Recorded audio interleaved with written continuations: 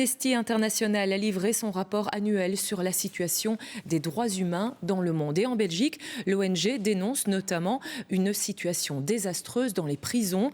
Un avis partagé par plusieurs dizaines de personnes, parmi lesquelles des proches de détenus qui ont manifesté en fin de journée à Bruxelles. Témoignage recueilli par Antoine Galandi, Radouane El Baroudi et David Brichard. Toutes et tous veulent dénoncer les conditions de détention et la surpopulation dans les prisons. C'est pour cela que ces dizaines de personnes ont décidé de manifester devant le service public fédéral justice. On n'est plus dans une privation de liberté, mais dans une privation d'humanité. Maya, un de ses proches incarcérés. Depuis le début de la grève des gardiens qui a commencé le 1er avril dernier, il est très difficile pour elle d'avoir des nouvelles de l'intérieur.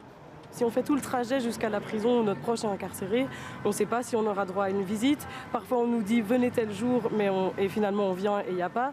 On essaie de passer des coups de fil pour réserver des visites et c'est tout le temps bip, bip. Mais ça veut dire aussi pour nos proches des privations de linge, parfois de douche, mais aussi d'accès au travail. Et donc c'est une ressource financière qui est perdue.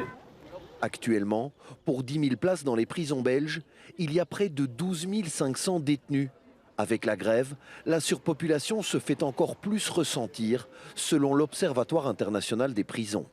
Si on n'est pas capable de fournir un service public décent, parce que ça en fait partie pour les personnes qu'on veut incarcérer, il faut arrêter de les incarcérer et libérer de la place comme ça. Mais ça doit ni se faire au détriment des droits sociaux des travailleurs, des gardiens de prison, et certainement pas au détriment des détenus qui sont là contre leur gré.